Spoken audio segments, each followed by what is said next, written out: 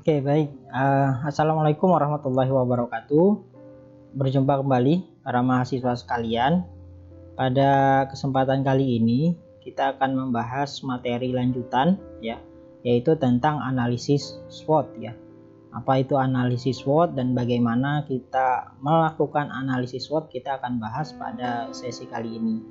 Sebelumnya sedikit review materi sebelumnya karena ini masih berkaitan ya. Kita melakukan riset pasar ya.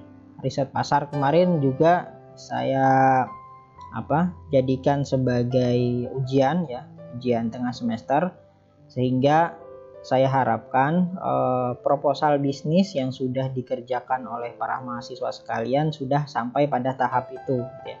Sudah sampai pada tahap melakukan riset pasar ya. Kenapa riset pasar itu penting ya? Karena kita tidak ingin kaitannya di sini, risiko gagal dalam bisnis itu lebih besar ya kalau kita tidak melakukan riset pasar. Itu pentingnya melakukan riset pasar. Kenapa? Kalau kita bermodalkan semangat dan kemauan kuat tapi tanpa sedikit pengetahuan ya, jadinya kita misalnya produksi barang atau jasa yang sudah jadi, terus kita jual tapi ternyata tidak ada pelanggan yang membeli gitu ya. Nah, jadinya rugi. Maka penting melakukan riset pasar. Nah, setelah riset pasar itu kita kerjakan kemarin, maka kita bisa menyusun yang namanya analisis SWOT ini ya. Ada 4 ya analisis SWOT ini: strength, weakness, opportunity, dan threat ya. Kekuatan apa yang kita miliki, kelemahan apa yang ada pada diri kita, dan bagaimana peluang ke depan ya, dan apa ancamannya.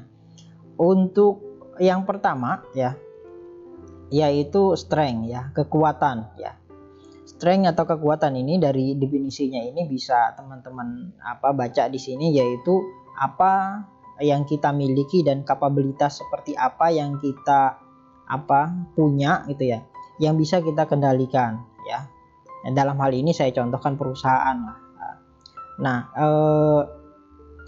untuk menggali kekuatan apa yang ada pada diri kita, dari hasil riset pasar kemarin ya, hasil riset pasar kemarin kita bisa membandingkan, oh ternyata kelebihan yang saya punya itu ini loh gitu ya.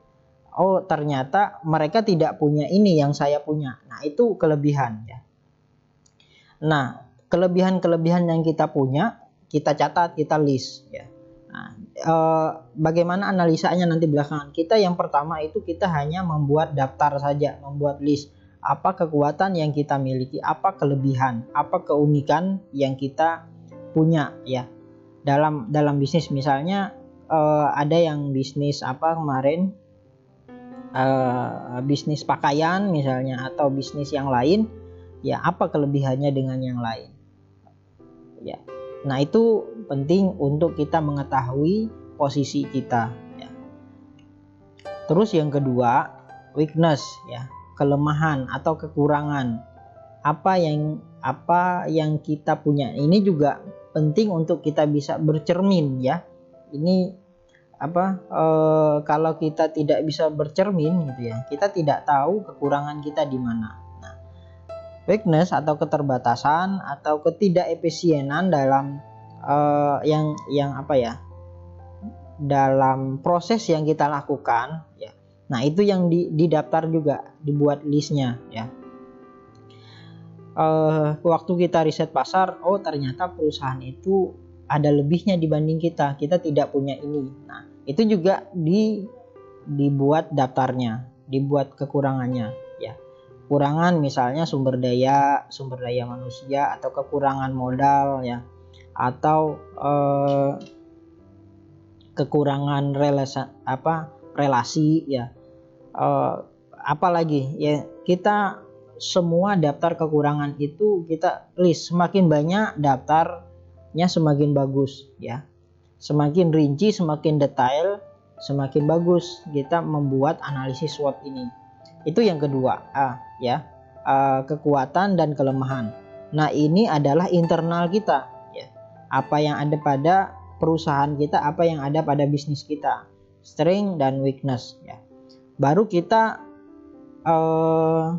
ke bagian eksternal ya. Bagian eksternal ini ada dua juga nanti, peluang dan tantangan atau ancaman ya. Yang pertama opportunity ya, peluang ya. Peluang ini adalah keadaan atau situasi ya yang menjadi kalau dalam bisnis itu yang namanya opportunity itu kesempatan kita untuk mengambil keuntungan gitu ya. Nah, kesempatan ini misalnya kita memiliki kalau bisnis fotokopi misalnya, ada banyak kampus di sekitaran sini, maka itu peluangnya lebih tinggi dibanding dengan yang sedikit daerah sekolah atau daerah pendidikannya tidak ada atau malah sedikit ya. Nah, opportunity atau peluang ini bisa kita dapatkan ya kalau kita tadi kemarin melakukan riset pasar. Tanpa riset pasar kita tidak akan tahu peluang. Riset pasar yang dilakukan kemarin kan bisa langsung ke lapangan atau melalui internet ya. Nah, dari situ kita akan bisa melihat ya. Nah, ini memang perlu keterampilan ya, kejelian kita dalam melihat peluang. Misal sekarang lagi pada masa pandemi ya. Kalau kita jeli melihat peluang, maka ini luar biasa ya peluangnya. Sudah banyak bisnis-bisnis baru yang muncul ketika pandemi ini ya. Bahkan jenis-jenis usaha yang mungkin tidak terpikirkan ya jadi sangat banyak sekarang. Misalnya jasa IO untuk seminar online misalnya. Itu banyak sekarang ya. Dan lain sebagainya ya. Itu kejelian kita melihat peluang ya. Tidak perlu modal banyak, tapi kita memiliki kemampuan dan ketika melihat peluang langsung kita ambil ya. Nah, yang terakhir dari analisis SWOT ini adalah ancaman ya, atau bahasa lebih enaknya itu tantangan ya. Ya, ini adalah suatu keterbatasan atau ketidakefisienan pada suatu usaha atau proses bisnis atau apa yang kita lakukan keseharian kita ya, yang itu bisa mengurangi kalau dalam usaha mengurangi pelanggan, mengurangi kepercayaan orang terhadap usaha kita. Intinya yang menghambat efektivitas perusahaan ya. Itu tantangan ya. Tantangan pada masa pandemi ini bisa juga menjadi tantangan, bisa jadi peluang ya. Tantangannya ya harus ekstra hati-hati dalam menjaga protokol kesehatan misalnya. Ya kalau sampai terkena ya repot jadinya, repot semua orang, repot kita, repot relasi bisnis dan lain sebagainya. Nah, ini juga perlu kita petakan ya tantangan daripada bisnis. Nah, bagaimana memetakan analisis SWOT ini ya? Nah, kalau dibentuk dalam sebuah diagram, maka dia akan seperti ini ya, analisis SWOT. Ada internal dan ada eksternal ya. Ini saya bahas dalam skala bisnis ya. Tapi yang namanya analisis SWOT ini bisa diaplikasikan untuk apa saja ya. Bisa untuk apa saja. Bisa untuk kuliah, bisa untuk bisnis, bisa untuk penelitian ya. Apa saja ya. Nah, pertama strength tadi, internal ya, strength dan weakness ya, kelebihan dan kekurangan apa yang kita miliki ya. Silahkan di list apa saja itu ya. Hanya melis saja, hanya membuat daftar saja. Kekuatan kita apa yang kita lakukan dengan baik, yang biasanya kita lakukan itu secara efektif apa gitu ya. Atau lanjut lagi, apa yang orang lain lihat sebagai kekuatan kita. Bisa juga kita meminta pendapat orang lain. Kira-kira menurut kamu saya ini baiknya apa sih misalnya. Ini kalau untuk pribadi. Kalau untuk bisnis kita, menurut Anda bisnis saya ini apa kelebihannya? Bisa minta pendapat seperti itu. Nah, sedangkan kelemahan, kira-kira apa yang masih kurang atau masih salah dalam kondisi sekarang ya?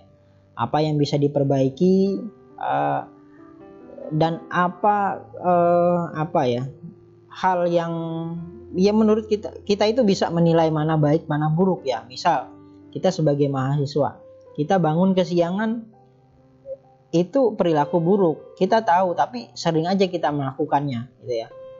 Dan apa yang harus kita hindari ya, harus kita hindari itu misalnya, ini saya contoh real aja, mahasiswa misalnya bermain game misalnya, itu memang mengasihkan, tapi sebagai mahasiswa itu sudah tidak layak lagi untuk main game gitu ya.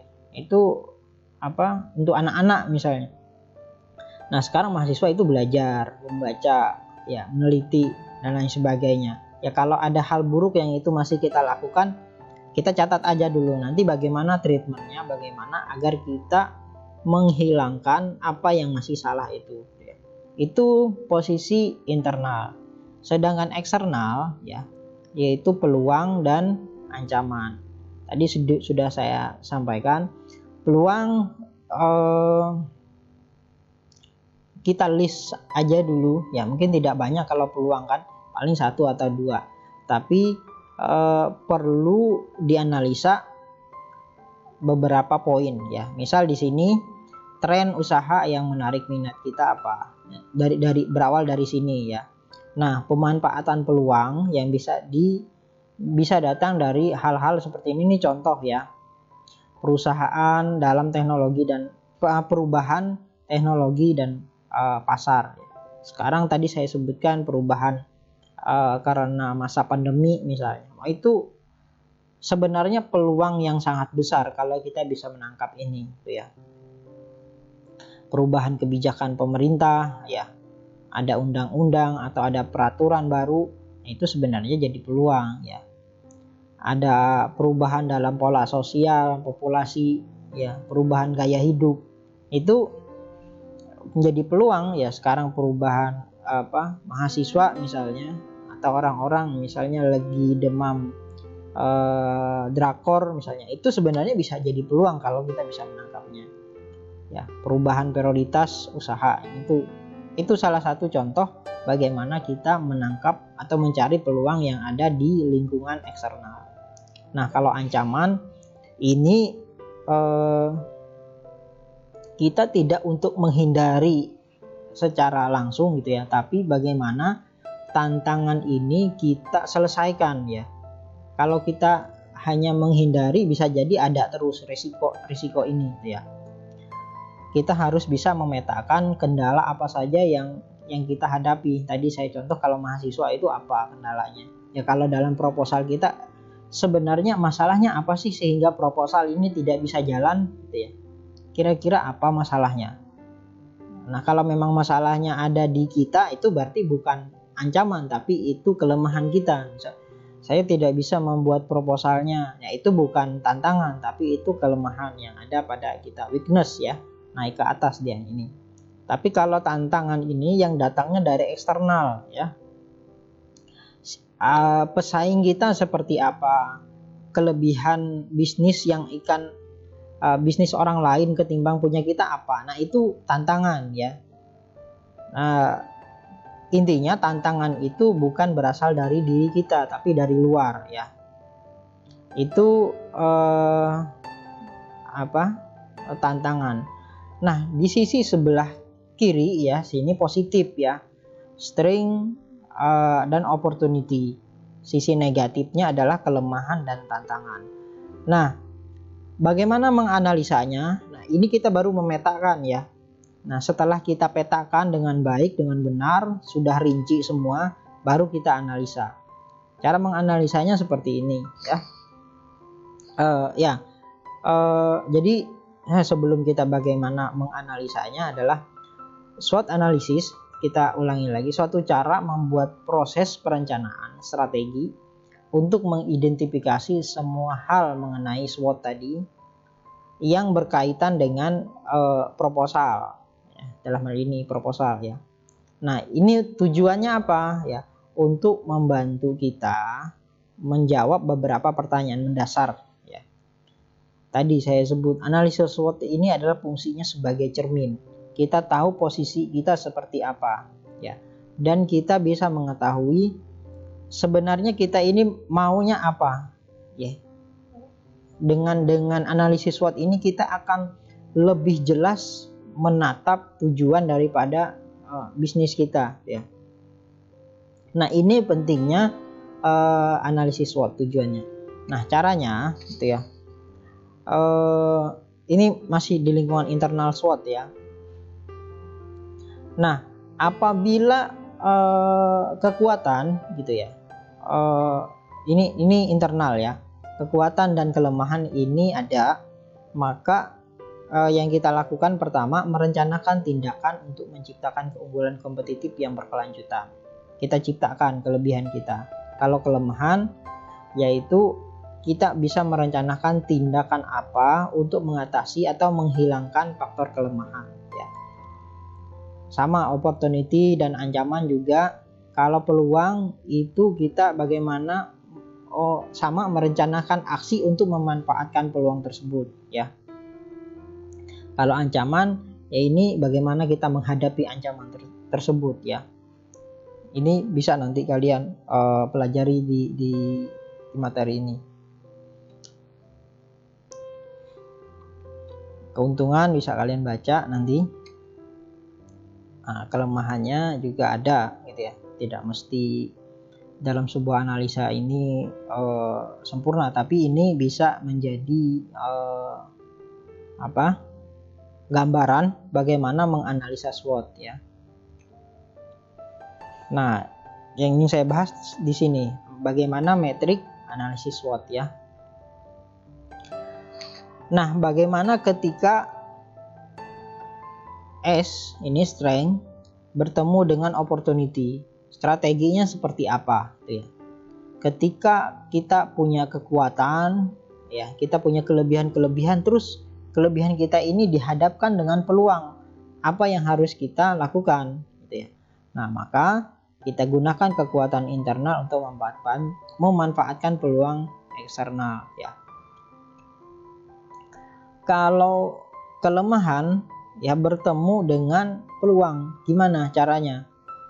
Ada peluang tapi kita nggak punya kemampuan, kita nggak punya sumber daya untuk memanfaatkan peluang itu. Apa yang harus kita lakukan ya? Jadi pertama memang harus kita mengatasi kelemahan kita ya. Ya harus dipetakan dan harus diselesaikan kelemahan itu. Kalau kita tidak memetakan, kita tidak akan bisa menyelesaikan ya. Kalau kekuatan bertemu dengan tantangan, nah ini tanda kutip menghindari ya. Tapi sebenarnya kita menghadapi ya. Menghadapi atau mengurangi dampak ancaman eksternal. Bagaimana kalau kelemahan bertemu dengan ancaman lagi ya. Nah, sudahlah kita tidak punya kemampuan, tidak punya sumber daya, ternyata di depan ada tantangan lagi. Nah, gimana cara menghadapinya? Nah, ini kita bertahan ya. Jadi taktiknya bertahan yang bertujuan untuk mengurangi kelemahan internal dan menghindari ancaman eksternal ya. Modal tidak ada, tapi peluang bukan peluang, tapi tantangan kalau ini terus dibiarkan kita tidak akan jadi apa-apa. Nah, kalau kita sudah ada jalan sebuah bisnis, memang kita tidak bisa ekspansi banyak gitu ya ketika kelemahan bertemu dengan tantangan. Maka strateginya adalah bertahan ya, defensif saja. Nah, ini SWOT metriknya. Strength, weakness, opportunity, threat ya, tadi yang sudah saya sampaikan ya. Kalau S bertemu O ya, ini gunakan kekuatan. Kelemahan bertemu dengan peluang, maka strateginya mengatasi kelemahan dulu. Kalau kekuatan bertemu dengan tantangan atau ancaman, ini gunakan untuk menghindari ancaman atau menghadapi ancaman. Kelemahan, weakness, bertemu dengan tantangan, maka kita meminimalkan kelemahan dan menghindari ancaman. Ya, ini analisis SWOT metrik ya. Nah, ini bisa dipelajari nanti apa yang bisa dilakukan ketika menganalisa kelemahan, kelebihan, kekuatan, ancaman maupun peluang ya. Nah, ini contoh ya. Nah, ini ada contoh kasus, silahkan nanti dipelajari ya dari Mark ya, pendiri Facebook ya. Mungkin sampai sini saja materi ini saya jelaskan. Selebihnya nanti kalau ada yang ingin ditanyakan, silahkan kita diskusi ya di channel pertemuan ke-9 materi ini ya. Untuk tugasnya saya mohon masih melanjutkan proposal ya. Silahkan bersama tim untuk melanjutkan proposal dan membuat analisa SWOT bisnisnya. Buat saja secara sederhana metriknya ini ya. Nah, semacam ini contohnya nanti dibuat. Kekuatan apa, kelemahan apa, peluang apa, dan hambatannya seperti apa dalam membuat proposal bisnis. Demikian, semoga bermanfaat. Terima kasih. Assalamualaikum warahmatullahi wabarakatuh.